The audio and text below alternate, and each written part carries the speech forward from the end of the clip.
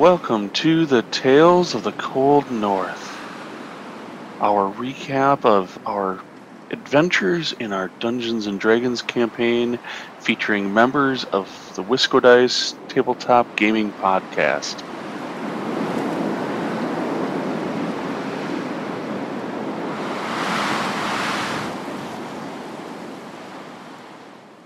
Welcome to the Tales of the Cold North. Brrr, it's chilly in here. And I am your Dungeon Master, the Conzi.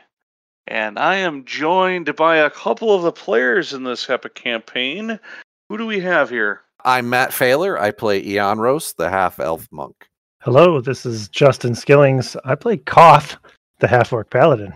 And some of the other characters from the campaign include Lyndall, the halfling rogue, Swifty, the human wizard, Rika, the halfling druid, and Deacon, the half-elf sorcerer. This is episode 6 of the Tales of the Cold North, our Dungeons & Dragons recap podcast. And today is May 11th, 2022. On today's episodes, we're going to talk through a whole number of sessions, 9, 10, and 11. But first, let's just dive right into that Dungeon Master tip. So I think this is a really pertinent tip. I've gave the players about 3/4 of the way through the most recent session as they were telling me, hey, I'm going to roll investigation.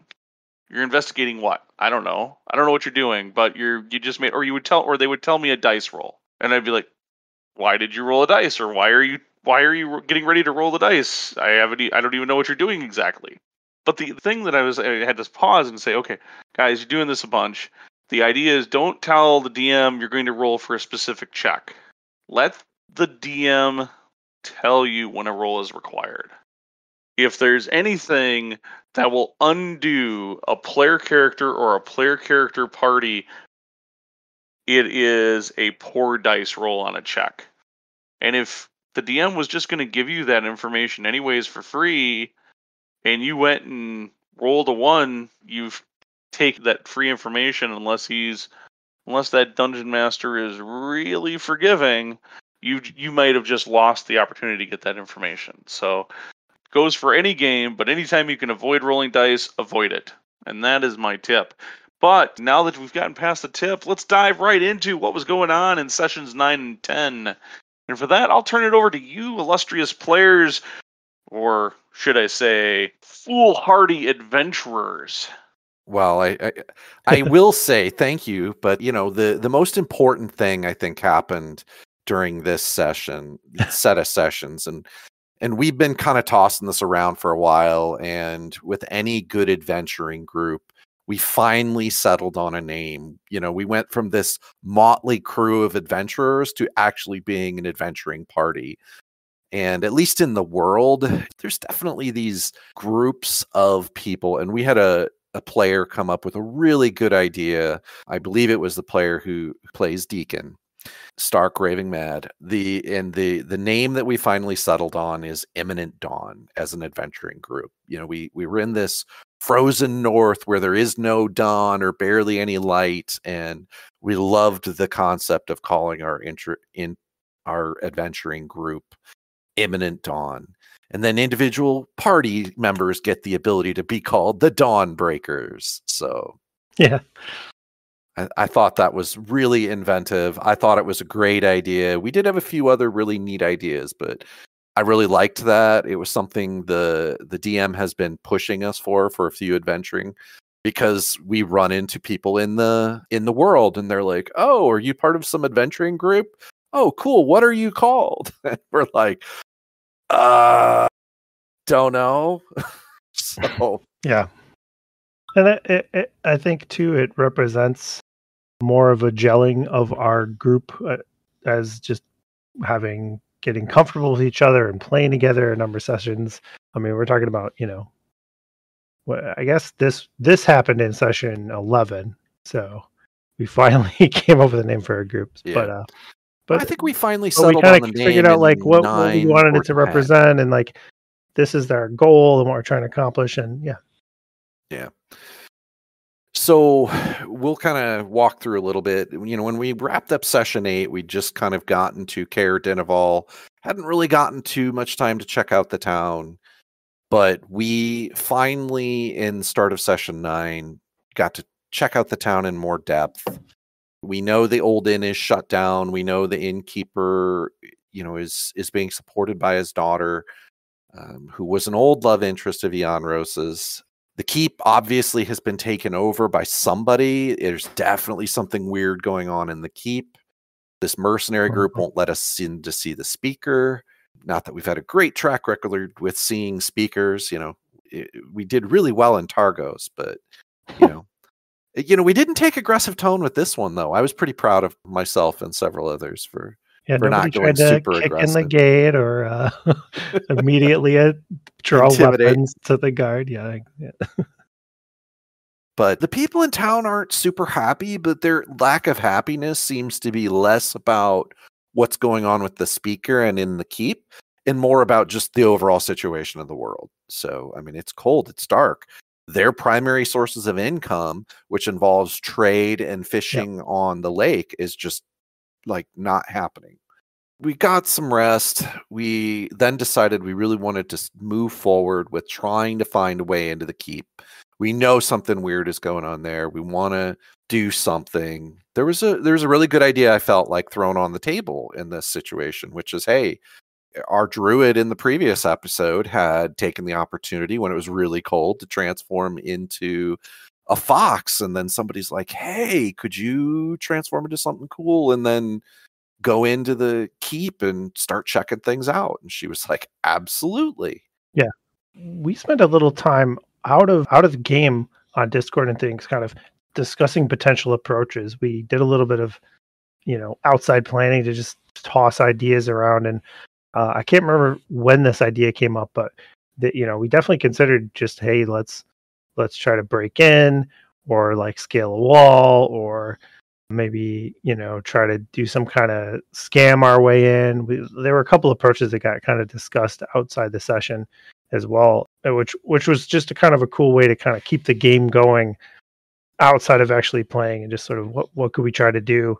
But yeah, ultimately I think this was the best idea for and how it played out was fantastic. The druid took the opportunity, and I'm trying to remember, did she I thought she thought of a couple different ones.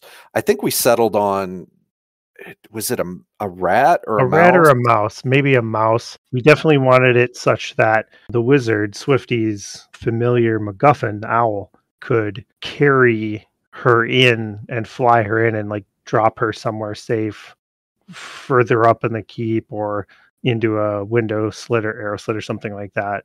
Yeah. That was kind of the idea, that she needed to be small enough for the owl to easily carry her. Yep.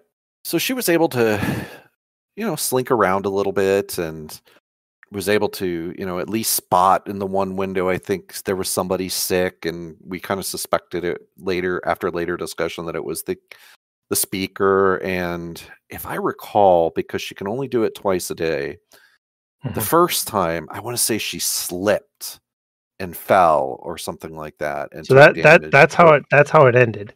No, okay. So the first time, she got in the castle. The owl managed to get her into a level where she could get into a window or something like that. Yeah, she did get in. The first time she got attacked by, as I recall, a cat. I think. Yeah, it was. She went under the door of a room, I think, or maybe just slipped into a room somehow and just ran into a cat. Ran into a cat, and they popped her out. But then, you know, she was able to chase off the cat, and then changed back into another rat. Figured she'd climb down the outside, and slipped and fell and got caught. Hit the ground, immediately poofed back into her normal halfling druid form. Yeah. She did get caught at that point, and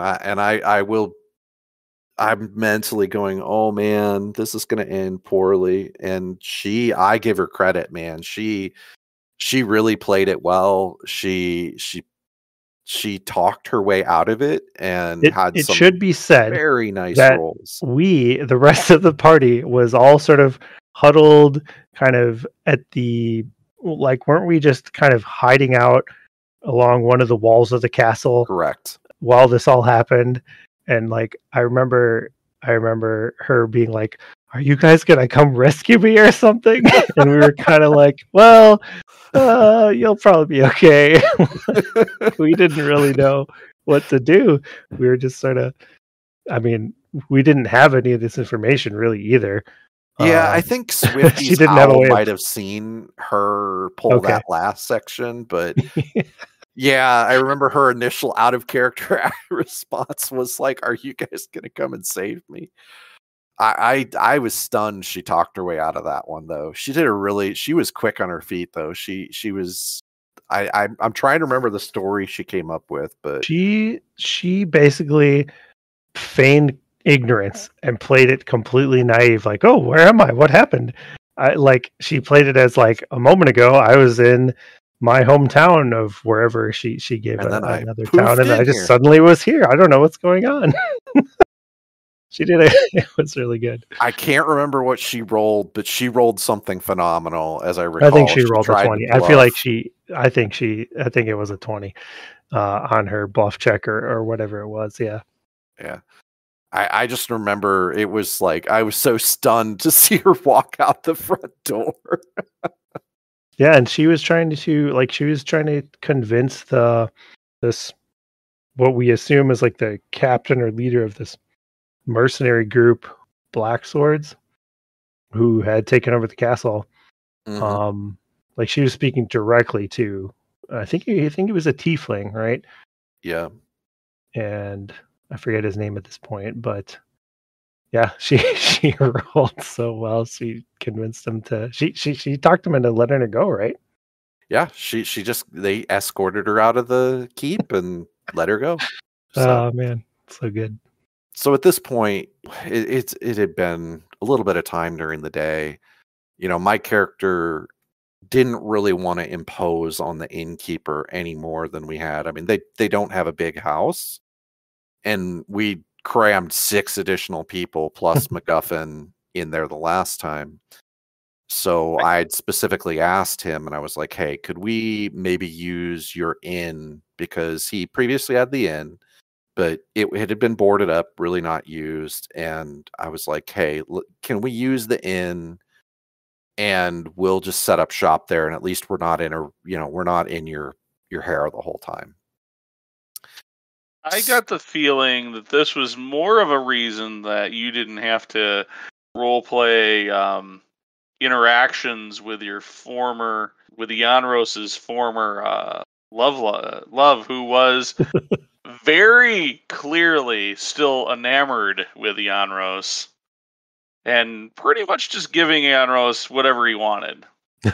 Yeah, I mean, there's a little bit of that, and it wasn't me trying to avoid role playing. It was more of the way I kind of have mentally thought of this as a role playing perspective is Janros has been out in the world, and here's this, small town girl. She obviously still has feelings for him, but he's grown. And he feels very you're too uncomfortable. good for her now. No, it's not that he's too good for her. He feels like there's this very important thing going on right now, and now is not the right time to get tied down in this. It's very uncomfortable for him to be like, her like basically throwing herself at him when he's like, "I might be dead tomorrow. You should be able to go forward with your life without me tying you down or getting you pregnant and walking away." So yeah, it was kind of like he's feeling uncomfortable about the whole situation. So he's like, "Yeah, if we're not staying in the house, I don't have to listen to her." Because as I recall, she was like, "You could stay here." And I was like, So, and I recall at this point, the party kind of split in two. Some of the people decided to keep an eye on the guards and what was going on in the keep. And I think like 3 or 4 of us decided we were going to go check out the inn. So we made it in to the inn, and the other group, didn't they run across a couple of guards that started wandering through town? Deacon. Well, I'm trying to remember. This was a little while ago. Koth and Deacon basically try to stake out. There's another, I guess, tavern. It was sort of closer to the keep, and our whole thing was we were just trying to see if we could watch if there movement between the town and the keep, and if we could kind of find out if there's a way we could sneak into the keep while guards are moving between. Or I think in our heads we were thinking we capture some guards, put on guard outfits and like kind of talk our way through somehow, or sneak in at least to get us through the gate. But yeah, we were like at the actual functional inn or tavern or whatever, kind of trying to keep an eye on movement. Yeah, while the rest of the party was sort of trying to get set up at the rundown inn. Yeah. As the time passed, we kind of got set up at the inn and really hadn't made it too far into checking things out. A couple of guards left, as like you said, the tavern, and started making their way to the inn, and they decided to come into the inn. Right. We at that time also heard a big ruckus in the back when they came in, and we hadn't made it to the back rooms yet. So now we've got this problem, right? We've got the guards coming in, and we've got potentially people in the back. The guards weren't very difficult to take down. We went with non-lethal. We didn't really want to kill them. We just figured, hey, here's our opportunity. We have a couple of guards. Maybe we can sneak in using them. Yep. So they went down pretty quick, as I recall. A couple people went to check out the back, and we very quickly found out there were people who had been living there. And we deduced from what we could tell that there had been some, I think they're called Druger, dark dwarves, who had been living actually at the inn. It seemed like they'd been there several days. And I think from interrogation with the guards, we discovered that they were in the process of selling Chardalyn to the Druger on a regular basis.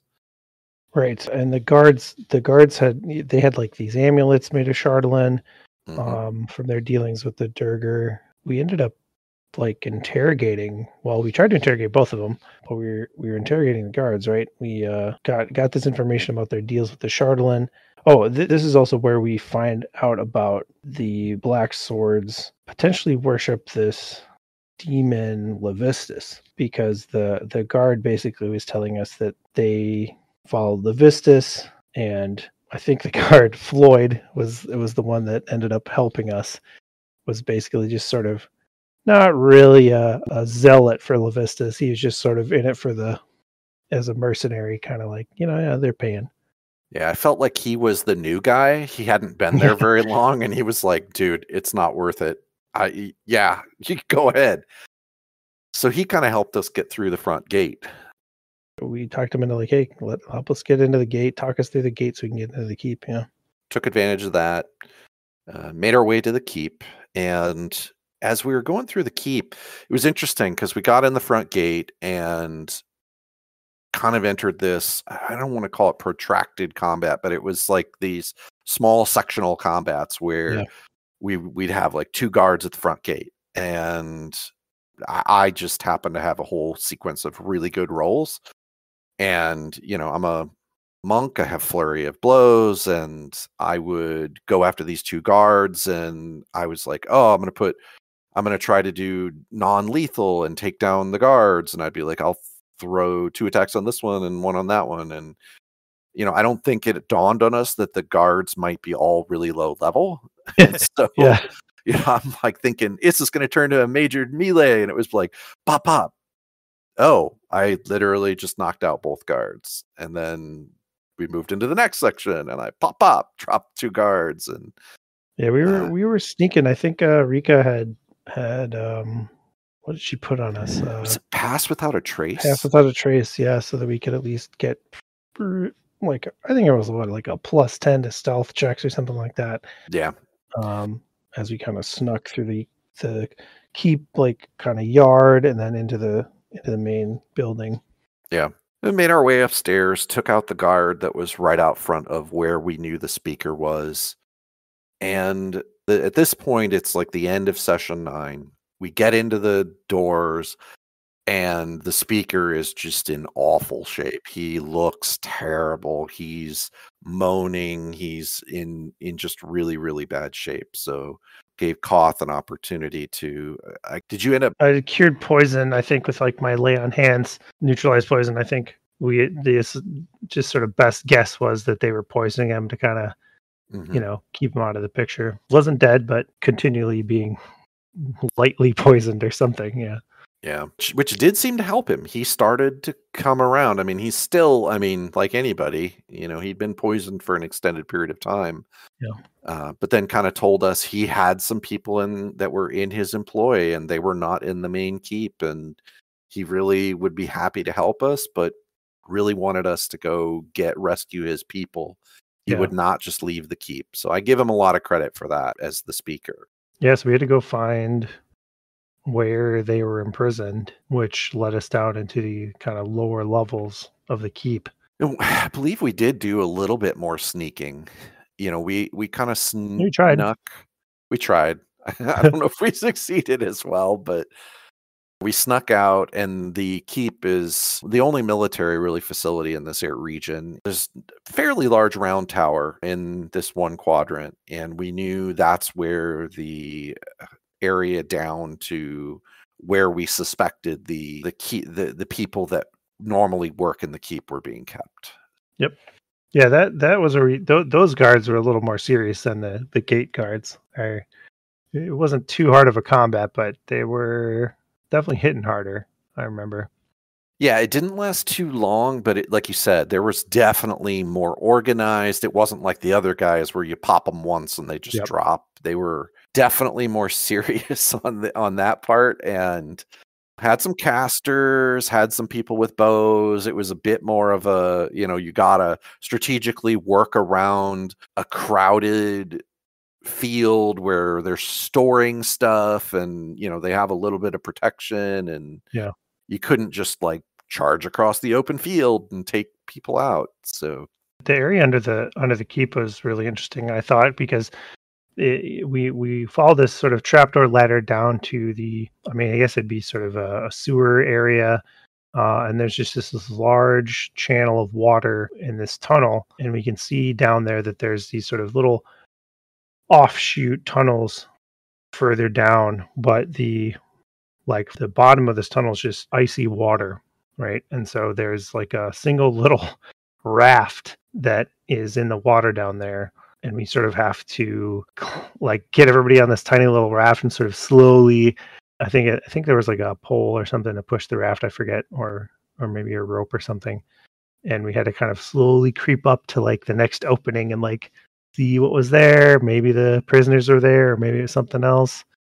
And that's where this sort of final crazy combat ended up, was in one of these offshoot tunnels down in the sort of sewer down there. We're like on this little raft.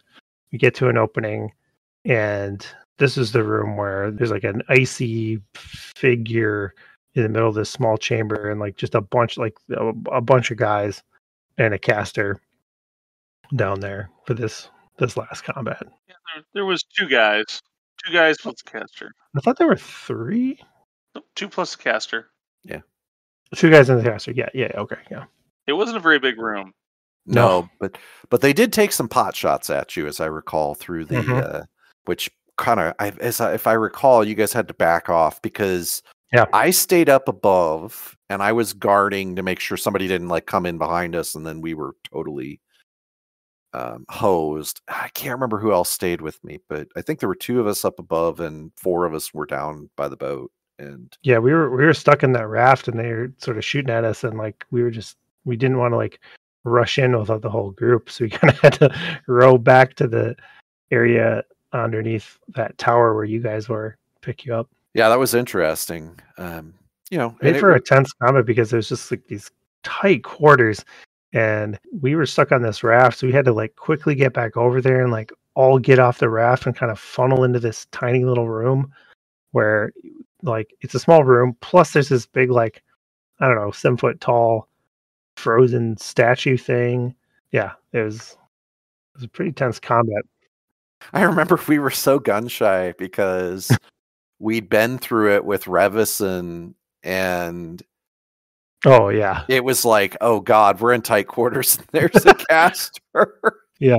They could drop us all, and Yeah. it was like you said, it was a tense combat, but not too bad to deal with. But I think it was just more of our own nervousness with the scenario, because they had the advantage certainly on that terrain. And I think You there were guys some unknowns. I mean, you guys Oh. crushed that spellcaster in less than a round. I think I only got to throw one spell. really? Well, yeah. See, we've learned some lessons. don't. Yeah, due to the caster close live. quarters, I couldn't help but, like, once you guys were able to get landfall, I couldn't help but, you were on top of her right away. So I think Yeah. it was a female caster. Yeah, there So- wasn't a lot of distance No. in there, so I think like Ianros and Koth were able to close the distance pretty much immediately. What I needed in that scenario was a hell of a tank for a warrior to bog down the main Like main block way the doorway. in, Mhm. Yeah. yeah. Mhm. You guys Caster get sits stuck behind. with. Yep, get stuck with. I can take some attacks of opportunity. I can forfeit. Some potential attacks for opportunity to get past this guy, but he's a wall. Nope. Yeah. Didn't do that here. And there was definitely, once we cleared that out, there was some interesting, sketchy kind of magic stuff here. We found a shrine to Levistus. That's a thread, I will tell you, Ben, I'm really looking forward to understanding, because that's the interesting thing I find about this campaign is they weave all these little stories and side things in, and it's very difficult in my mind to figure out which ones are just like side quests that aren't super consequential and which ones are like, oh, is Ariel really the threat, or is it Levistus? Because Levistus sounds like a major problem. And then we've got this huge dwarf thing going on too with the Chardalyn. And it's like, what's the biggest threat right now? So it's interesting because things keep popping up. I will say, after 11 sessions now, the options are starting to narrow a little bit. Yeah. I think you're starting to see a little more of the threads come together. Mm-hmm. It's still got a lot. You still have like all sorts of options, and that's one of the things I love about this campaign from a DM seat. Is people often want campaigns that are very, don't railroad me as the players. This campaign does everything possible to not railroad the players. And it's a beautiful thing, because there's so many tantalizing little things that could be explored or investigated, or you as the DM can take this as a source book in this campaign, and some of these little offshoots that are side quests to the main campaign can become just big blossoming things, because you can tease your players all the time. And the things that they're like, oh, I really want to figure out this Levistus thing, or they want to really figure out this other thing, or I really want to figure out this thing. Those are the things that you as the DM can start to hone in on and start to embellish when necessary, to help really get your players invested in the story you're telling, and allow your players to feel like they're having impact on the story as well. Yeah. No, I thought that was, like I said, there's just so many interesting threads that I've seen. So there were definitely some interesting people captured in the basement. In the Levistus area, we found a magic user who is from the host tower of Arcana in Luskan. No, not at all a problem. I mean, I can't imagine why somebody with the name Avarice would be a problem.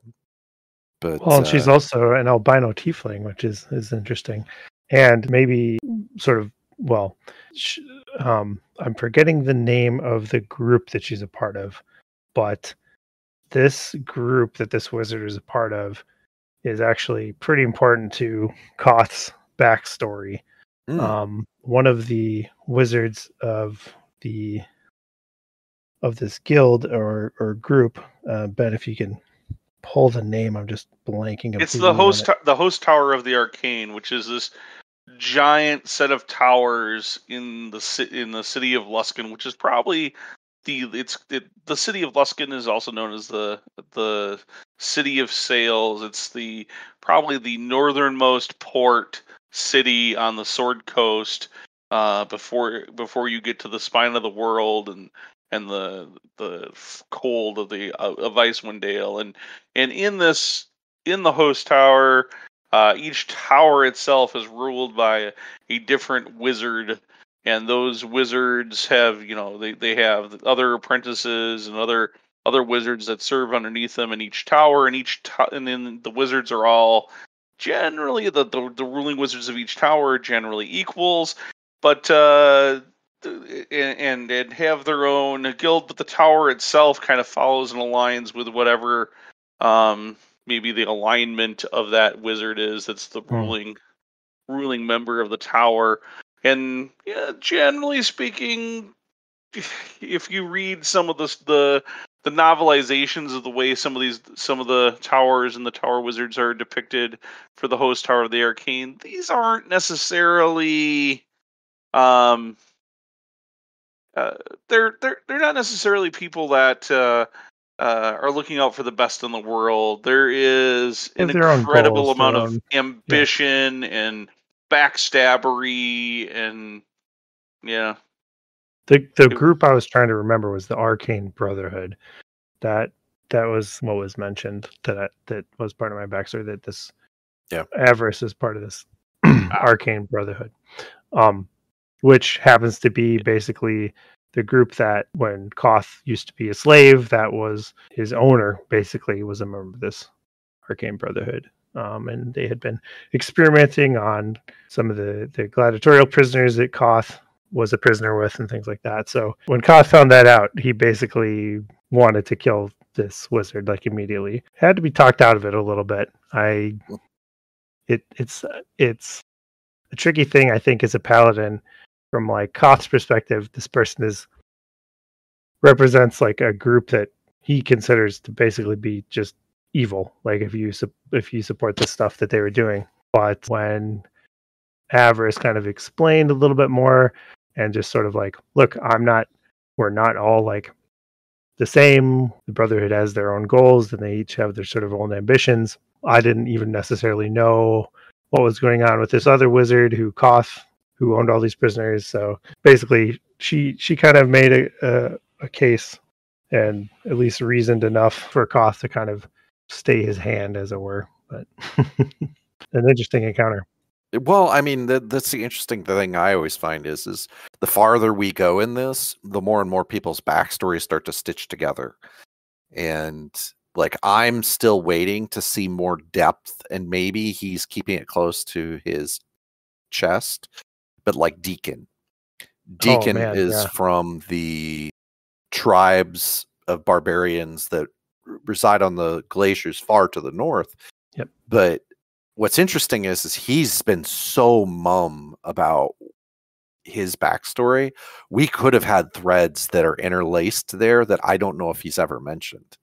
Well, there's been little things. I mean, like we've heard a little bit about some of the dreams that he's had when we were near that elven statue and near Goodmead, in the caves near Goodmead. Mm-hmm. And I think one other place he kind of had a similar thing happen. But yeah, he definitely is not sharing. I mean, for my part, I haven't shared the real secret stuff, definitely. So yeah, this one is this has been interesting though, because like this is where when you tell me that, I don't think I realized it in the moment that's why you were reacting so strongly, right? So this is interesting because like as we've gone farther, and this is one thing I do appreciate, Ben, about the way you drive all this, and maybe it's built more into the campaign, but we're getting these little threads and we're learning more about individual characters. And we had a few sessions that were very Rika focused because it all revolved around Revison. And at the beginning, it was a little bit more around Lyndall's backstory and the group that he was with. And now we've come into a couple of sessions where it's very central to how my character grew up. right? So we've gotten a little bit more window into how Ianros kind of became the way he was. And it's just interesting because we're learning more. And like you said, some of us maybe are opening up and others are like, I'm not sharing yet. So Yeah. be interesting to see how that. I will say the only character that is just starting to get, that I've just started doing backstory drops on, backstory tie-ins, is Swifty. Yeah, well, and we do see some of that in session 11 coming up. So Yeah. it is starting to come out. There is definitely things going on that are going to make things more interesting for several of the characters in the party that have either just recently come to light or are going to very soon. Yeah. Cool. That's fun. Yeah. It's exciting. So we kind of wrapped up in the basement, and we found there was a lever, and we were able to free the actual people that work in the keep, at least a handful of them. There were a few people that weren't there that we were a little surprised by, which was the speaker's wife, I think, or something like that. There were some people that we were kind of surprised weren't there, so we made our way out of the tower, and as we were coming up into the round tower, we come out, we find the town is there. So the town had basically, rallied, decided they were going to drive the rest of the Black Swords out. Pitchforks in hand, torches. I mean, yeah, the whole like a good the old whole mob look, mentality. yeah. Yep. So, we got that, had the freed people, and then went looking for the speaker's wife and found this woman who we assume was maybe his wife, but it was really a almost mummified, completely dried out corpse that was in one of the rooms. And that was when we kind of found out the speaker might not be all there. So, he was kind of talking like his wife was a ghost and right there. And well, he would talk to her. Yeah, right. He would just be talking to thin air at some points after that, right? Absolutely. So, the DM and I had a conversation about it, and I had, because my character's not super comfortable at this point, but we did reach an agreement with him, and it's hard to tell, was some of it because he's just always been that way, or was some of it because he's been poisoned for so long? That stuff, I mean, even if you cure poison in a magical way, it's just going to take a while to maybe get back to normal. So the guy's definitely a little off, though, but we do reach an agreement with Speaker Cranach, and kind of the agreement we reach is that we will help train guards because we don't want this place to be just taken over. It's literally the only military facility this far north. And so we agree to train some. He's going to agree to back and help Goodmead on certain things that are coming up for vote, which I think we have like another month and a half before there's a conclave, so to speak, of speakers. They all kind of come together. So we have about a 10-day, maybe 10 days to pass. And during this time, basically Midwinter's Day occurs, which is a very big thing for the people in this town, and a lot of towns, really. It's like any sort of festival in the middle of winter. Enter winds. Midwinter's Day has come. On this frightful day, the winds have become even more fierce. The temperatures have dropped, and a blizzard that, when done, will leave 2 feet of snow. Auriel's wrath on Icewind Dale and the cold north has whipped into full frenzy. It is clear the Frost Maiden is not pleased. What this means, the players will find out. All right, so this is actually the very end of our session 10, but it kind of bled over because we had a month off. Somebody, got COVID, so it'd been a month since 2 months really since we'd played. So we revisited a little bit of this, but this is kind of the beginning of session 11 and the end of session 10. So kind of the tail end of this, we're just wrapping up our stuff, and Hiln shows up, the dwarf Hiln. Also within tow, Ravison, and give the party credit, they didn't kill her on outright when we saw her. It was surprising, though. I mean, that was like a Hiln shows up, and we're like, yay! And they're like, also, Ravison. What? Yeah, I think Hiln might have even said, like, hey, before you do anything, let me explain. I feel like maybe she said something like that. Yeah, He did. At this point, we really have to decide our paths forward. And like, I agree with you, Ben. It feels like our paths have narrowed some, but so we kind of have these major threads. Ravison shares with us that on Midwinter's Day, her sister was raised by Ariel. So Ariel like whispered in her sister's ear, and then raised her, but she's like undead or dead or something to that effect. And the description we got made me feel like she is the same as Sefik at this point. So whatever Sefik was, which we never really quite discovered, she's now taken on that. So I don't know if I want to call it this, but I feel like it's her avatar, so to speak. It's almost like she resurrects somebody as like a pseudo avatar or something like that. That's kind of where my head goes.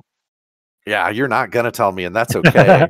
It's part of the fun, man. Try, Matt. There's a good try. And Hiln shares with us that Vernus was seen heading northeast of Lonelywood, kind of out into the tundra. And Hiln also shares with us this map that they got surrounding this dark dwarf fortress. We know that they're gathering Chardalyn. We know that they want to resurrect a Chardalyn dragon. Would like to call out that the map that Hiln gives us is a physical prop map, for like a better term, which is obviously a section of Icewind Dale. I mean, like Kelvin's Cairn is on there, but then all these locations are labeled with just like some kind of runic dwarvish maybe script, and like that is the physical thing that Ben handed the party from Hiln. Actual physical map with dwarvish script on it. Super cool. Yeah, it was pretty awesome watching you guys try to then decode the dwarven that was on it. I mean, me and Matt just immediately were like, okay, can we can we look at this and sort this out? And we got pretty close on most of it. What do you call those? Where it's like a crypto thing. Not, oh man, that's a different term nowadays. But basically, each character maybe fits some letter in the alphabet, and you kind of figure it out from, like, which ones could be the word the or e's or i's or whatever. I'm trying to solve it that way. So we know we have this dwarf fortress, and Hiln would like us to check out the Druger and try to figure out what the hell's going on with the Chardalyn. In the back of our heads, we also know we've got issues with Targos, but we don't know what to do with them now. And we also, because this group of black swords, as near as we can tell, was somehow probably coming out of Targos. I feel like that connection, it has been made by the party, but is almost solely based on the fact that they're all tieflings. Like, I'm not sure that is a real connection. The leader of the mercenaries, the Black Swords, was a tiefling. Kedroth, actually, that was his name. And like we ran into some tiefling in Targos. Was there an actual like concrete connection between them, or is it just the fact that they're tieflings? That's the it's funny come up thing a couple times, but I never went there. I never went there with the tiefling limit. How I got there was what they tried to pull in Goodmead and what happened here. Oh, right. Okay. Just like trying to take over the town kind of thing. Yeah. Trying to take over the speakership so that they can get what they want. And Targos tried to pull that in Goodmead, and that's how I made the jump. It had nothing to do with the tiefling. I got you. Okay. So you're not... Okay. I mean, no, that oddly, is I forgot that he was a tiefling until you said it tonight. No, but I mean, yeah, no, it does make that connection a little bit stronger the way you described that. Yeah, they tried to take over the speakership in Goodmead. Well, you know how that turned out. Well, the funny thing is and this is, I feel like we hit the end of session 10, And we did have a 10-day, and this is bad on the party, right? Because we didn't ever mention this, because I just didn't think about it. But we were trying to get things moving on session 11 and decide where we were going to going. And I don't think anybody ever asked the question of the GM, can we go through the papers from Kedroth to try to see, like, are there links? Like, who are they getting their orders from? And ooh, you think, okay, that's interesting. you know what I mean? No, I don't think any of us ever asked the question. If there was, like, leftover stuff at the keep. I can't, I mean, they ran, but I can't imagine they could have taken everything, unless they were really methodical about, like, burning their orders every time they got them. I would have to imagine there was probably something there that we just never asked the GM, and that's our bad, Yeah, thread to follow. Yeah. Well, one more. Now that we're not there. So, and then we had heard rumors of a problem in Caer Konig too, which is the next, for people that aren't familiar with the region, Caer Konig is the next city on this side of the region north of Caer Dineval. This was the... Was it raiders? I like things being stolen. I thought the Caer Konig was either that or problems with raiders from the Reged raiders or something. Yeah, maybe that was it. Yeah. It's been a while since we got that thread. Things are just disappearing, and nobody sees who is taking things. Yeah. Oh man. Dwarves, damn dwarves. That is purely speculative on my part. Yeah. We did reach a decision, though. I mean, at least we did reach a decision on which direction we wanted to go. Yep. I think most everyone agreed that Revenant Sister was the most immediate threat. Absolutely. That's what we're talking about. Yeah. Yeah, we didn't think we could go and assault a fortress quite yet. Sorry, Hiln made it sound so easy. There's a giant dark dwarf fortress. Don't you want to go fight it? Yeah. When we were like, maybe in a few levels, we decided to pursue Vernus, or undead Vernus, tying back to something, a rumor that we'd heard about previously. We were going to travel through Tourmaline, or is that right? Tourmaline? On the way to Lonelywood, or the Lonelywood area, because we'd heard there was troubles with kobolds in the mines, and figured we could at least investigate that on the way and see what was going on. And I feel like we learned our lesson a little bit. We did not take off across the tundra unprepared. We decided to stick to the roads this time. Going across the tundra, we got so lost and it got so cold, but we made the decision to head around. We stuck to the roads this time. Yep. Did make it without any incident to I think it's Tourmaline. Mm-hmm. Then went, where do you go when you just get in? You got to go to the bar, man. You got to check things out and go to the bar. That's where it's happening. And then that had to be one of the most interesting interactions in the whole adventure. So to set the scene, this and also to set the scene of, like, we haven't played D&D in, I don't know, it's been at least a month, right? That we'd been two. Missed a month. But as we get to kind of the tavern and inn, there is this crew of people sitting outside. There is some small creatures that have these long tails. There is a Goliath.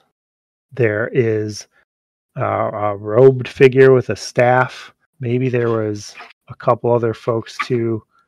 A couple of halflings or half elves. Sorry, half elves. That's yep. Mm-hmm. Yeah, some elves or whatever.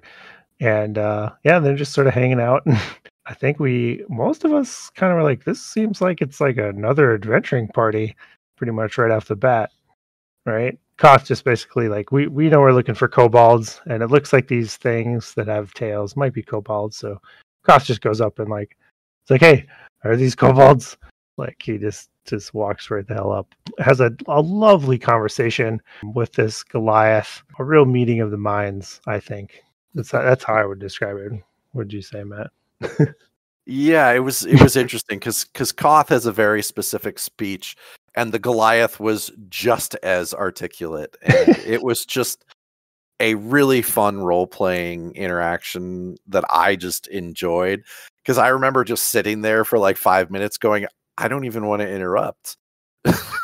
Yeah, that like the Goliath is like pretty much towers over Koth, who's big, obviously, and they're just sort of like grunting things at each other and like oh man, I wish I could. I wish I had written down some of the stuff that we talked about, but it came out that this is in fact another adventuring party, and they had basically taken care of this issue with the kobolds. They mentioned fighting some monster with a beak and tentacles or something like that, and I think the Goliath told us that their party name was the Ball Eaters, and they had like a symbol that looked like maybe kind of a beholder as their group symbol. And I have to ask Ben if this was completely stuff you made up on the fly or something that's in there. I gotta know.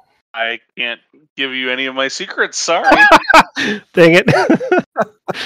Oh, that's I will say that the members of this group may have been pulled from various popular interesting online Okay. D&D RPG games or characters from novels that I particularly like, but That's awesome. or that I remember. But some of the stuff, like, you don't have to, as a DM, be all creative all of the time. Yeah. There's so much out there that you can just, when you need to insert something that's fun for the group, and also a mechanism of, hey guys, you're already past this from a levels perspective. Don't go. We don't need to do this adventure. It's totally fine to do something like this where I'm like, oh well, I've got this running character of Hiln who's kind of hiring people to do things, and this adventure, while I think it would be really fun, the party is leveled past it at this point, right? It's no longer on the milestone track. So to speak. So let's just circumvent doing this by giving them a really fun opportunity. And how can I make up some characters, maybe on the fly, maybe not, that would be really interesting for them to interact with? And what better than to take some inspiration maybe from Dragonlance and Critical Role and a couple other places to throw some characters that made up this party. That's awesome. Yeah, I totally saw you were channeling a little Raistlin in there. But a little Grog from Critical Role season 1. Yeah. And but I mean, the thing I really liked about it, though, was it made the world alive to me. Yeah. Yes. Because while we were off doing the things that were important, right, somebody else shows up to do things. It's not like anybody who played an online RPG. It doesn't even have to be online. Let's just say a computer RPG. Yeah. We all know we can get lost and go do 1,000 side quests, right? And then come back to the main quest whenever the hell we want. What I really liked about this was, I'm just going to call it the Kobold quest was a side quest. Yep. And we were like, oh, we'll come back to it. But the world was alive. Somebody showed up. We're not the only adventuring group out there, right? So it was just, to me, it made the world feel alive because things keep moving forward. It's not like everything goes on pause till we magically show up in town and decide to deal with it. So yeah, I'm so glad you said that. You said it better than I could have. That is exactly how it made me feel to realize, oh, they did this already. Like, this group came and did this. Like, and whether it was a thing to say, hey, you already, you shouldn't be fighting kobolds at level 4 or whatever, but just that, some other party came and did this. You said it so perfectly, Matt, like that. And kudos, Ben. Perfect, like, way of handling that. It was great. I did have some, and it was also, I had not prepared that adventure. Like, I hadn't went through freshly, and I did not think that would be something you guys would even closely try to do of the options that you had. So I was like, I probably could have guided you through that adventure and it would have been okay, but it wasn't really anything I had mentally prepared for that session. And I do find myself that if we do things that I have mentally prepared for, everyone walks away with a more enjoyable session. So Yeah. I didn't really railroad it, but I there wasn't a lot of, there was no story narrative for doing that particular adventure anymore. Mhm. And it definitely was outside of the, let's say, the milestone track that I'm using that tracks like getting you guys leveled. So we could have spent a session doing it, maybe 2 sessions, and then you guys would have been like, okay, we've played like 4 or 5 sessions, can we level? And I'd been like, no. You went after kobolds. What did you think? Yeah, he's a level 1, fodder. Come on. Yeah. But it, from Handled there, it so good the way you did it, Ben. Awesome. yeah. But there, the nice thing is though, they did have a little bit of information for us, shared very similar to what Helm had, but at least somebody in their party had died because they ran across Vernus, and this is about where she was. So we knew we were on the right track, but took the opportunity from there to head to Lonely Wood. Checked in with Mimsy, which is somebody, the speaker of Lonely Wood, and found she was really happy. So we had never gone back to get paid for our helping her out with well, actually it was with Revison, right? Yep. And the white moose and the other things that had been going on. So we'd never been back to town because we'd been tracking them, we thought, south and gone completely west across the frozen plains. And we came back and she was actually really, really happy, which is awesome. So now I'm feeling like, I guess, a little better because I feel like we're getting in good with several of the speakers of the smaller towns. And while Targos is, I still think, a threat, we've done good things for 3 or 4 towns, which might give us an opportunity when we get to, I think there's going to be some political machinations going on here. Oh, you bet. Yeah, that's a good point. I think we might have enough goodwill with, you being the speaker of Goodmead, and now we've got 2 or 3 small towns that we've helped out, that suddenly we might be able to flip the script on them, when they try to make a move. But I don't know, maybe not, but... And we bought dogs. We did.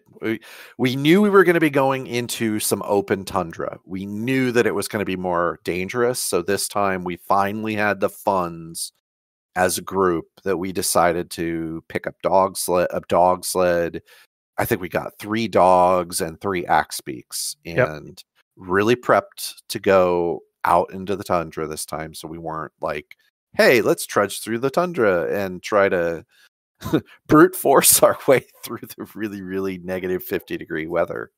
I thought it was good. We actually had the chance to plan, did a little bit of prep work, went out into the tundra. And it wasn't very long, I don't think, maybe an hour or 2 after we cleared the edges of the woods, this really odd event happened for us. And it becomes like super brilliant. This brilliant glaring blue strikes out. And it's blinding, and suddenly we are in daylight, like real daylight, something that we have not experienced in months, maybe years at this point. And the sky is blue, and like we can feel the warmth from the sunlight. This is something that we have not experienced as a group in a very long time. I mean, I don't know. I found it like as a character, I'm like, oh my God, this is amazing. And it didn't last for very long. What was it? Just a couple of minutes, maybe? If even the first time. And then just as quick as it started, it was ended. And it got dark again. But it's along the path. Scream on the wind at the end of it. Yeah, that's right. We heard a scream on the wind. That's right. And then, but it was in the path. So we found Vernus's tracks. Well, we think is Vernus's tracks. We found some sort of tracks heading off in this direction. But this brilliant light came from along the path that we're heading anyways. So we keep following the tracks, and the tracks lead us to this. I don't even know how to describe it, but it's a ramshackle, abandoned, just decrepit almost lodge, like wooden, maybe Yeah. a hunting lodge, couple of outbuildings Yeah, near and underneath collapsed it, barn, and some other it's collapsed like outhouse or half, something. yeah, and just half leaning over a chasm, right? Like just this sort of a walkway around the border, the outside of the Mhm. part of the half the cabin is sort of on solid ground, and then the other half leans out of this chasm with this little walkway that kind of leads around and appears abandoned. I think, yeah, just an abandoned lodge is what it appeared to be. Yeah, and we did see the tracks kind of went up to the lodge and went around it and then kind of headed off. But Mhm. at this point, it's I think it's getting close to night, and we're like we were not gonna be able to track this, and we already know because we're closer to the open tundra, or we're in the open tundra. It just gets really, really cold at night, and having any sort of shelter, even if it's not ideal, is way better when it drops to -50. Yeah. Well, and at the same time, we're like, we're pretty sure that this, whatever just happened that made it day for the first time in a couple months or years, is nearby. Like, Right. it could very well have been here. You know, the origin of this light and this source of whatever the heck just made it turn to day all of a sudden. Yeah. So, I mean, we make it in. First room we go in is really this very clearly a workshop. You know, there's tools around. I mean, it's messy like a workshop. We kind of look around, we can but it's not connected. It's connected to the building, but there's no door to the rest of the building, right? I mean, there's a Yeah. whole nother wing of this building, but this room is not connected. We look at it and we're like, I'm not so sure. We figured, well, we'll try to send somebody who's very agile across this, this very rickety. I mean, there's missing boards, clearly missing boards on this walkway, right? It's not safe. So we figured we'll send the monk. He's very agile, but we're going to tie a rope. We thought ahead. We're going to tie a rope to him just in case something bad happens. And thank God we thought that far. Because something bad happened. Something bad happened. And I don't even think it was necessarily a bad roll, but it was, yeah. He like the boards collapsed. I think I made it through the first step, but then the second step, like just the whole walkway in front of the door into the main part of the building just collapsed. And my character goes sliding down towards the chasm. But the party did a good job. They captured, stopped it, and Janros had to be pulled back up. Yeah. I think I will, the lesson I've learned from this particular, and there's some more stuff that happens, but when Ben describes something as like abandoned and like, I'm sure he took some time to describe how kind of broken and old this building was, like, and that there's like a chasm nearby. Like, keep that in mind. Like, you should take that seriously. Absolutely. And then we just kind of stumbled around a little bit trying to figure out how to get into the other half of the building. I didn't feel like we were, I don't know, particularly thinking well when we hit this section. No, we were talking about breaking through walls, and then like I think Brian Deacon basically was like, there's like a window in that room, right? Well, we drilled a hole in one wall so we could see into the room across, and that room had a window. And then like Brian was like, well, is this part of the building's on ground, right? I'm like, yeah. Ben's like, yep. And they're like, can we just go through that window? Like, break that window? Yep.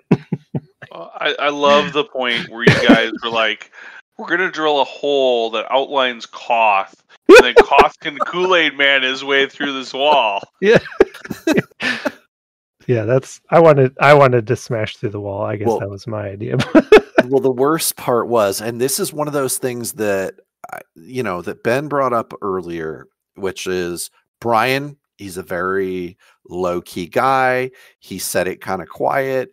And everybody kind of looked at him and then went on debating for a while. But the short version is, at the end, we turned around, went out through the window and in through the window. So, long story short, we probably should have listened to Brian from the start. We did go through the window.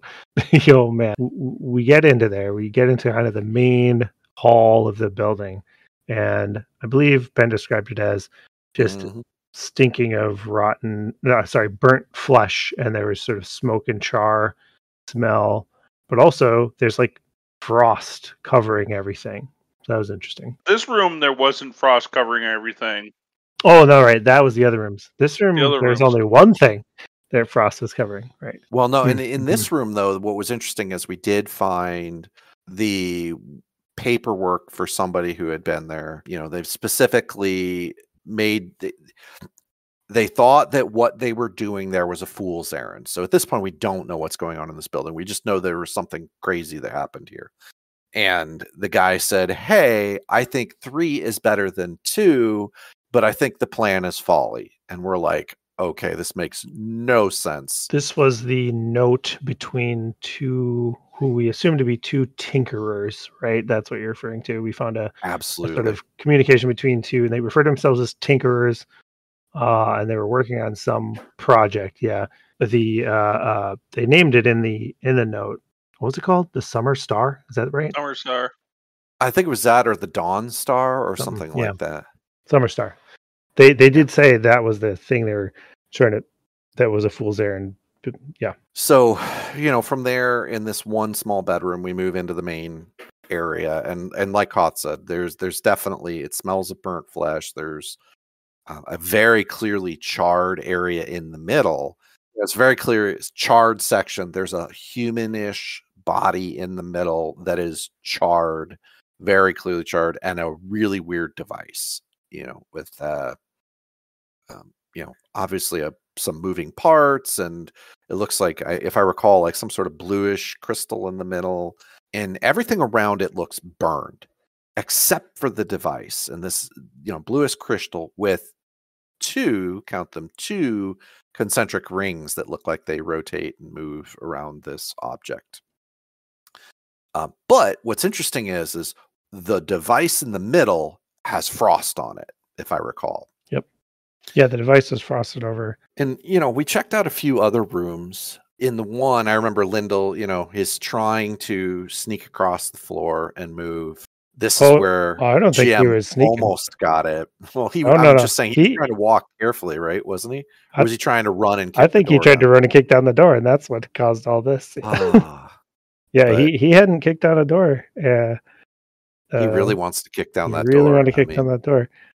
And he wants to be like the halfling bullet that just takes out a door. The halfling bullet. That's a good, yeah. But, you know, he found wine in one room. Another room, I found it was a nice fireplace, but blueprints of this device on this floor, which, I mean, I stared at the blueprints. They didn't make any sense to me other than I could see it was obviously for that device, but I couldn't translate any of the stuff.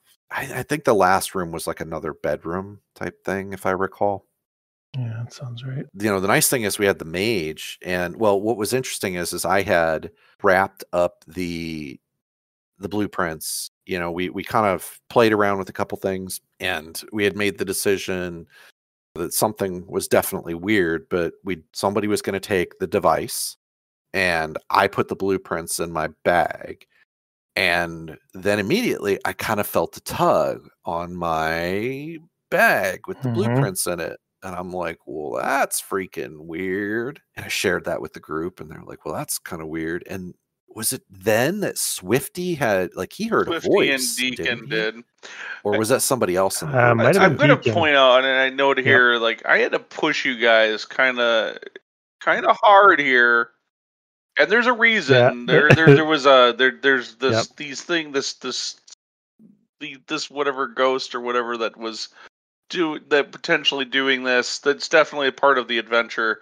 So it wasn't something I was making up on the fly. It's definitely all kind of part of it. But it's presented in the book. This adventure, this part of this little mission that you went on, is presented in the book, and I modified it a little bit. Not the actual cabin pieces, but some of the encounters that went around it, like the encounter we're going to talk about in a moment. The part here that you got a wizard in the group and then a sorcerer. Both of them are kind of knowledge-orientated characters, and neither of them spoke up about these blueprints, about wanting to check them out or investigate them. Like, it was like neither of them cared. I never heard them say a thing about wanting to look at these diagrams and see what was going on. And so it was, okay, well, I got to kind of poke and prod you guys, because this is definitely a piece of the puzzle you can figure out. I mean, I will give it, I think Sean in particular isn't the biggest fan of doing solving the puzzles, so I think he was maybe checking out a little bit at this point or something. I don't know, but I got you pointed. I got you back on track. Yeah, no, yeah, it worked. We got there. It worked. I thought it was a good prompt, and then so for the night we decided some of us were pulling the animals in. I handed the blueprints over to Swifty, and he really kind of ran with that side of it while I was helping other people pull in like animals for the night. We didn't want them to freeze to death in minus 50-degree weather and stuff like that. So yeah, Swifty basically went over the blueprints and realized that he could probably correct and repair the device with all of the stuff that's in the workshop there, with his wizardly knowledge and the tools that were available. And pretty much like spent the night like rebuilding and adding, based on the note, like, and the blueprints, like adding the third ring and fixing the device to match to. Yep. He had correct. some lucky dice rolls there. Oh, yeah. Okay. Pulled it off. And he completed it. And in the morning, he was like, we had a fully complete device. Yeah. Well, and the fun part with any time you deal with these things is everybody is, in my mind, in the main mind frame of, okay, the last time this device was activated, there's a giant scorch mark in the middle of this building. Who wants to touch it? And I guess we should say that we knew from the note and the blueprints and what Swifty was able to learn that the intention or ability of the device theoretically was to be able to control the weather. Mm-hmm. But yeah, we think we saw what it was able to accomplish. But then it totally toasted the dude in the lodge here. So we were hesitant. So we gave it to Rika. Rika, our nonstop, super bubbly, super happy to test stuff out. But it was one of the only sources of healing in the party. Also, details. Didn't think of that. I think I was like, hey, look, she knows about nature. This is about weather. It's a nature thing. Like. That was the justification you used, as I recall. Should have thought about her being one of the healers. Yeah. Mm-hmm. Yeah. So, I mean, we did move away from the building. We decided we didn't want to be in the building when it exploded. Yeah.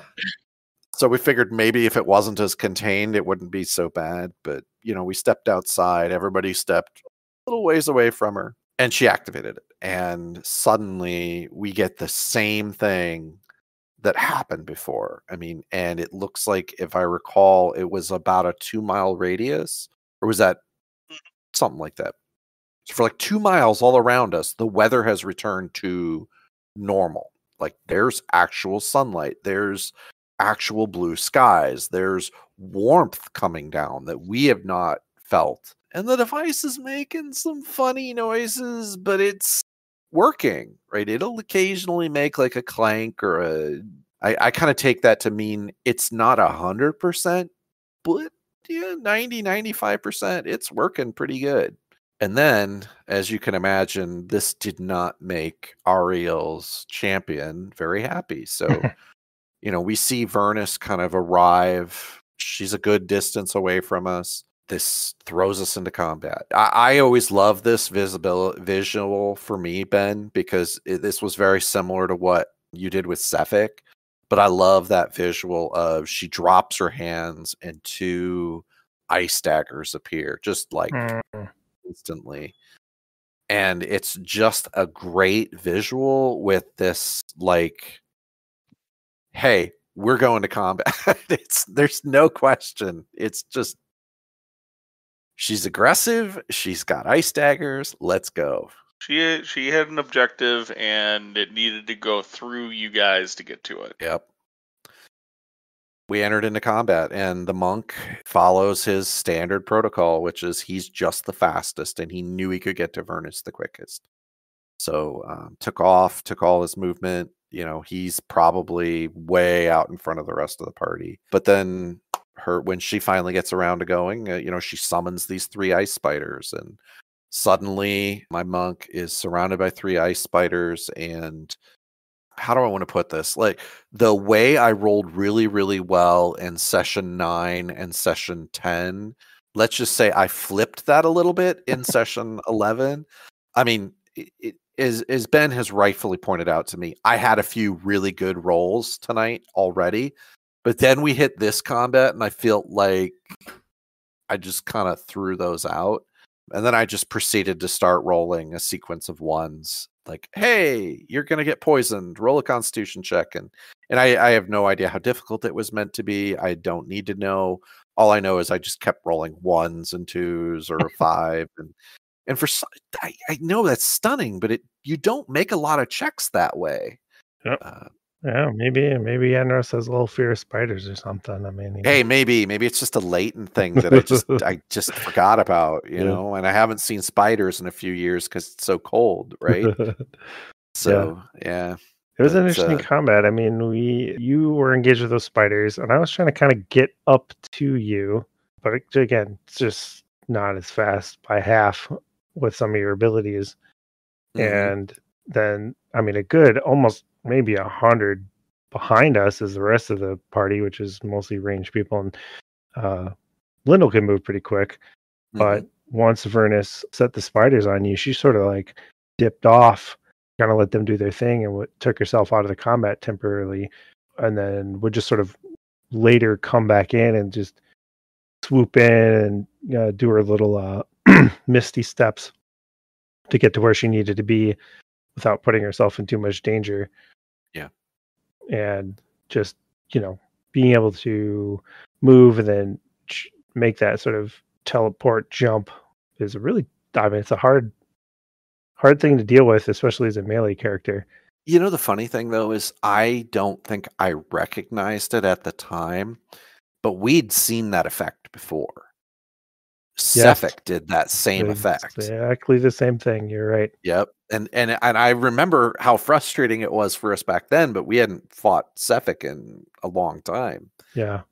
And I feel like we go ahead. No, at that point, the battle where we killed Sefik, we had a couple. I think I used something that knocked him down, or somebody knocked him down, and we managed to kind of stop his movement for a little while, which really helped. And we just didn't do anything like that with Vernus. We couldn't sort of manage her movement very well.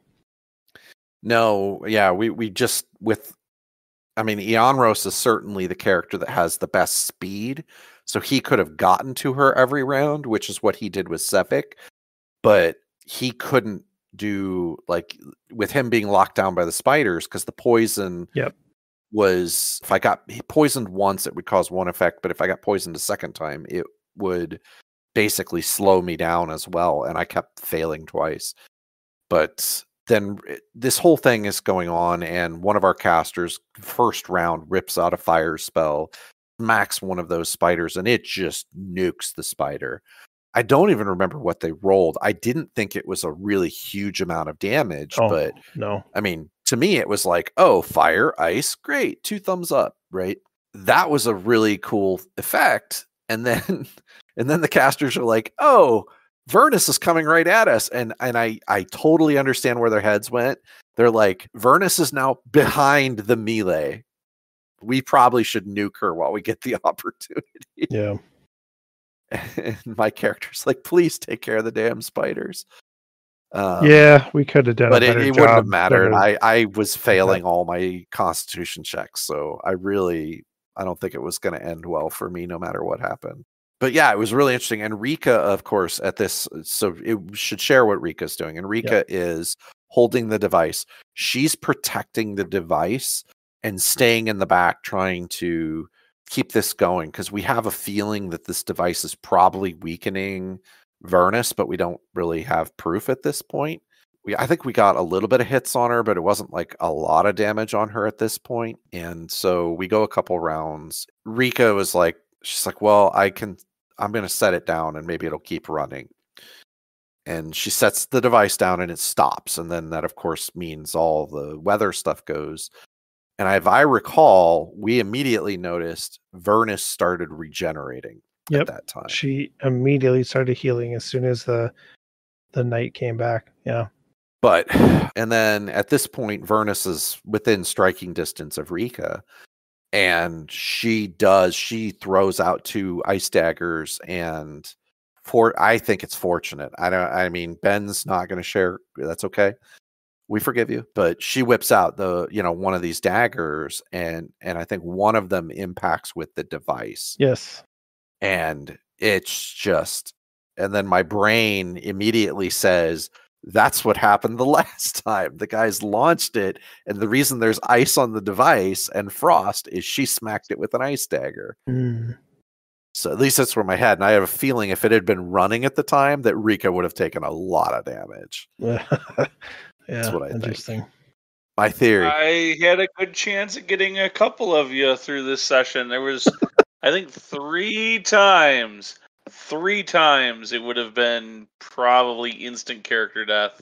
Yeah. So the drop into the chasm, the second drop into the chasm, which I don't know if we covered, but when Little tried to kick down that door in the cabin in the lodge, the floor collapsed underneath him into the chasm, and he managed to definitely dance out of the way. Saving throw. Yep.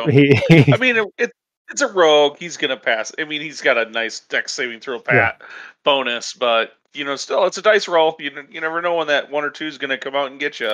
Oh no, I know it happened a lot to me at the end. Yeah, well, and then I guess you got eventually just hit enough by the spiders that you dropped at some point too. Man. Oh, I did. I did. And it wasn't like. Don't get me wrong, Ben. I felt like you were rolling really well because we don't. But it's kind of one of those funny things. When your level goes up, the creatures do hit harder, and it's not like they always do more damage, but their to hit is usually higher. And suddenly, where all these creatures are like, "I'm sorry, I can't hit a 14." They're like, "Yeah, I can hit a 16, 25, 20." Like, damn. Yeah. So, you were rolling pretty well. I felt like against me. I was chipping probably a hit a turn, 1 or 2 hits the first round. Yeah. But I was also it's action economy, right? Yep. I basically had 2 to 3 creatures attacking you, and your action economy, because of the effects that were getting put on you, were made you basically. You were getting 1 attack to their 2 or 3, so it's like I was rolling attacks at advantage at you. And when you roll at advantage, you're gonna get a hit every round, Absolutely. right? It's almost inevitable, no matter what, regardless of what your to hit bonus is. Right. You're likely going to have that opportunity.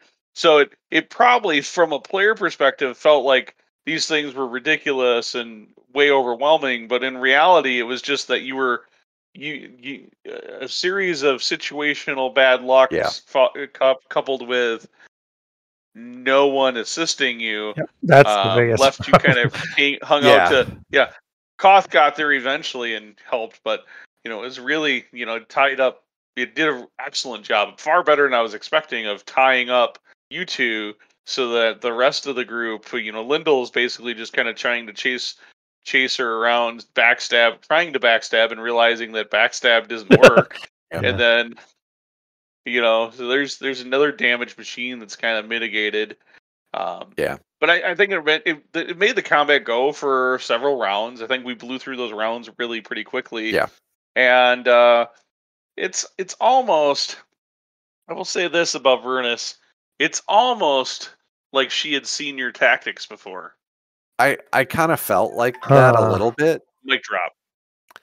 Well, that's where my head goes to, like, the whole concept of the avatar. So I feel like Ariel is sort of like taking over these bodies. They're just hosts then. Oh man. That's kind of almost what it feels like. Interesting. To me, right? Ooh. That's where my head goes with it. And I may be completely off target, but it was interesting because then funny thing is, Ben, I didn't equate it to being over like the creatures were too hard hitting. Because he's right. I mean, I think it really came down to action economy, and my character lives and breathes on bonus actions. And the effect of the poison was twofold. One, I lost my bonus action, which is devastating to me because I need my bonus action to trigger like my flurries and my other things. And so suddenly I'm down to 1 attack, and oh, by the way, it's at disadvantage. So I mean, I'm not hitting because like when and I think you're right, Ben, on action economy, a monk doing flurries, I'm kicking out 3 or 4 attacks.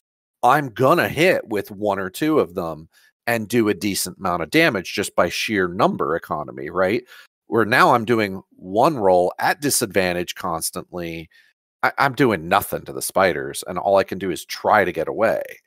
You know, the rest of the party did a pretty good job on Vernus, but and then the other one that kind of caught me off guard is she was healing until Rika hit her with another silver stone. And then she stopped healing it perceptually. She only healed once, and that was the round after device. The lights went out. The device stopped working. Okay. I will note that she did get another round. There was 2 rounds there that it was in darkness, and she did get an activation between that round, after that round, where she did heal, and the next, that next round. That second round, she did not heal, but I don't believe that was the round she was hit by silver. I think she got hit by silver after that, after that last time she activated. It felt like she got hit before that to me, because that was the round Rika had dropped the device so that she could use the silver thing on her that round, which was the round that Vernus, whatever. But it's probably a misstep in my head.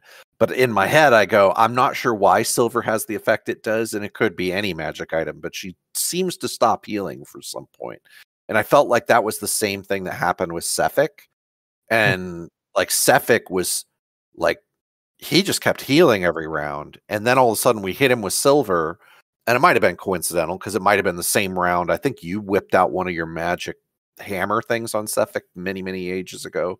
And it might have been just coincidental that you both did it at the same time. But it always felt like we hit Ariel's person with silver of some sort, and then they stop regenerating. Could be totally off base. You don't need to correct me. But it's just a perception. I don't know if you're correct. Anyways, but the casters and that were able to take her down eventually. Like you said, it was kind of amusing to watch Lyndall keep chasing and trying to get the backstab. But yeah. But I mean, in my mind, that's all completely legit stuff. One, because she obviously has some abilities. She obviously whoever's inhabiting the body remembers having fought us before. But if I recall, like certain undead are immune to crits because, I mean, a thing that I would hit you with if you were alive isn't as effective if you're dead. If I recall, like backstab is not as effective or something. Yeah, it was immune. When Lyndall went to hit it, if I remember right, it was also dark out at that point. Mm-hmm. When he got the first backstab attempt against Vernus off, and yes, at that point, Jason was a little like, "What do you mean I don't get my critical? I mean, this creature is immune to your backstab." And so he was like, "Oh." And then I gave a really good description, I think, of stabbing it right where you would think the spleen is, and stinking his rapier really deep, but nothing really came out of the wound after the stab.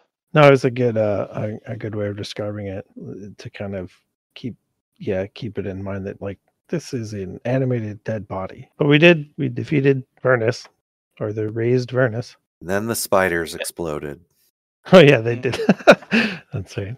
Spiders did explode. So I thought it was at this point, it was a really good point to wrap up. We kind of, as the final thing, said, well, we're going to wrap up Vernus's body. We did not attempt to use the device again. It does not look like it's not damaged anymore. But, the funny thing is, coming out of that session, I actually had a lot of hope, because in my mind, we're like, we fought the Avatar twice and we came out on top. We now have blueprints for a device that maybe, with the help of the dwarves or some other people, we could scale up and weaken her hold in this area, right? So I'm like looking at this going, we have the potential for like real progress at this point. Yeah, it's the closest thing we've seen to like a potential solution to the Eternal Night. Really, it's pretty cool. Any other comments you guys want to have on that before we maybe dive into some of our role playing highlights or other thoughts that you guys had? No, I was just happy to be playing D&D again. It will be interesting to see what happens with the Summer Star and what happens next. All right. And how you guys deal with it. All right, Ben. So what were your favorite, maybe, I mean, I know that we got 3 sessions. There's a lot to pick from, but there's also a lot of time that has passed. What's kind of the most memorable things from your mind, like role playing or other fun things that just happened in these sessions? So one of the interesting things that technology allows is that when we have downtime, I'm able to pull players aside and address maybe some one-on-one role-playing situations or resolve some things in a more one-on-one way that doesn't involve us having to burn actual table time. So we had another opportunity for downtime with the training and the midwinter's day and all of that happened. And so some of my favorite things that happened that were like really big major things, like big major plays on backstories and other things like that, happened in those direct message sessions. And unfortunately, because they didn't come up at the table, I can't share them right now. Shoot.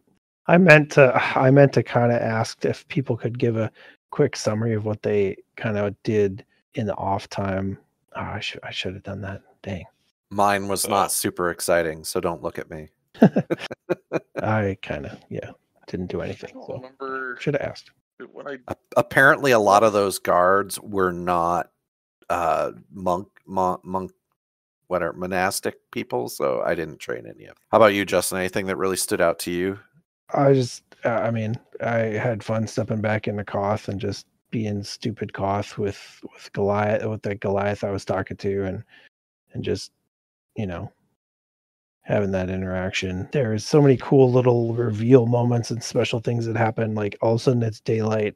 Holy cow, what's going on? So like we're trying to do these, like, hey, we're just trying to get in this house, and like it's collapsing and people are like nearly falling to their deaths. Like, I think, Ben, you do a very good job at keeping the tension and the excitement up, even when it seems like you might just be doing kind of mundane things, trying to get into a building. Like, nope, there's more going on. How about you, Matt? I completely agree with the concept of just the thing that really brought me out was, obviously the fun little interaction that we had in Tourmaline with the other adventuring group was just a lot of fun. I thought that was a great role-playing moment. You and the other, like watching the other two, like it's definitely the two I will call them most, let's just say they're not the smartest or brightest lights in the in the forest, but the reality is it's just hilarious to watch these two play off each other and basically be like, no, I'm stronger and we do great things. And it was just kind of a fun little interaction, and like just kind of like looking at the elves and the mage, and we're all like, we're not going to say anything. Those two can just keep going. They're not really in charge, but we're going to let them go. That was just a lot of fun. And like you said, I just really enjoyed the concept of this. We have a device that has the potential to make a big impact. So I thought those were both really, really fun aspects of the last few times. I mean, plus, like I said, giving Rika the opportunity to really take advantage of her class. I mean, that was the fun part, is like, actually, I always love it when somebody can take advantage of their class and like use the abilities they have, because up until those last few adventures, she hadn't had the chance to really change into a shape and use it. Now it's like, oh, we're going to do something cool. So I don't know. I thought it was fun. Yeah, definitely cool thing. Yep. Any particular learning points, something that like just kind of stood out to you, other than maybe the one you shared, Ben, that don't be telling the GM what you want to roll. Anything that you thought, just even as you learned as a GM in the last 2-3 sessions? I don't know that I have a lot that I can share as far as things I've really learned. I think the biggest thing, and I mentioned it earlier on this, was if you're sitting in the GM chair and you need to enter something into the game that your players will find enjoyable and interact with and maybe have a lot of fun with, pulling from popular culture sources is a great way to do that. And in this particular case, it was, Matt, you recognized the wizard who was Raceland like. I don't know that anybody got on, completely put the connection or is a big watched enough Critical Role to equate the Goliath with Grog, but or the elves that were there were I think the elves, I was kind of playing them as the twin elves from that same season 1 Critical Role, Vex and Vax, but those bringing those kind of elements into the game, it let me think very quickly on my feet, while at the same time it's a highlight for you two, kind of as part of that session, almost more so than the big encounter that was at the end of the session. So that brings that makes me happy, because it was something that I really didn't plan for. I didn't really have a good answer for, and I kind of thought of it on the fly, and I made it up at the fly. And now I feel like I need to really flesh out the ball eaters. Yep. Like even to the iconography that I was envisioning, I made that all up. That was all on the fly. Well done. So I was impressed with myself. Well, and it was, I mean, it's just kind of a fun little like thing. And, initially we're like, ball eaters, what the hell? And then when like you just kind of drew it out of the guy at the end, I mean, it's like talking to Koth, right? Like sometimes the first words out of his mouth are not what actually means, and like you kind of like eventually like, oh, they're called the ball eaters because he obviously like they beat a beholder or they found a dead one and maybe ate it. I mean, I don't know, but it sounds interesting. So you might have to encounter him again. You didn't even swap names with him. But you might have to encounter him again to find out what that story really is about. Yeah, it was interesting. So how about you, Justin? Anything that you felt like in those 3 sessions you kind of learned or just kind of took away? One thing I just wanted to tack on to Ben's idea of, I'm going to tack onto his DM tip to kind of give the player aspect side of it from my perspective. Instead of being like, hey, I'm rolling investigation or whatever, you should just be thinking about what your character wants to do and tell the DM what you're trying to do. I want to look through this character's pockets for money or magic items or whatever. Or I'm trying to search on this wall for like levers or push on it for hidden passages or something like that. Like, put yourself in your character's shoes and describe what your character is doing. The DM's job is to translate that into, what kind of role is appropriate. Like I think people want to play it like a game a lot, and so like, well, what can I do? What am I good at? Like, oh, I want to be able to do an intimidate roll. Well, like, instead of trying to play it that way, just role play more and say what your character's trying to accomplish. That's, I think, what the player needs to think about when they're trying to get a roll out of the DM. like describing it in a way that might lead them there. But again, DM gets to do whatever, tell you what role they want. But if you can describe what your character would do in detail, that's sort of like, I feel like, the player's job on from that perspective. So totally fair. I feel like my takeaway is just been discovered in this session as we were talking. And, one of the things I don't feel like I'm particularly good at is, like Ben said, we have this wonderful technology. We do have downtime. The DM gives us these, 10 days or whatever. It could be a day. It could be 10 days. It doesn't really matter. But you get some downtime. And I don't feel like I, as a player, have taken good advantage of those. I mean, we had some great interactions. There were several level ups where I had a lot of interaction with the GM, but just due to things that go on in my work, I haven't been particularly interactive on it on the downtime. And I'm almost a little disappointed to have Ben be like, "Oh yeah, there's like some really great stuff going on," and I'm like, "Well, I did squat." So, if you have those opportunities, and depending on how your campaign evolves, and you do some things, take advantage of those times. And very much like Justin just described, just describe what you think your character's going to do with that time. Let the GM run with it. Don't be afraid to speak up, because I got busy. I didn't take advantage of it. And, now I feel like I might've missed an opportunity there, Ben, but, sounds like there could be some fun things that are going to show up here in a little bit, but, I look forward to them. So I will say this last downtime, I did not push everyone or tell everyone to tell me what they wanted to do. You kind of had. I told you what you were going to be doing. You were training these Scarred. But I did tell you that if there were items or whatever that you wanted to purchase, you could go ahead and make those purchases. It was easy enough to acquire anything common. Magic, come to me, let me know.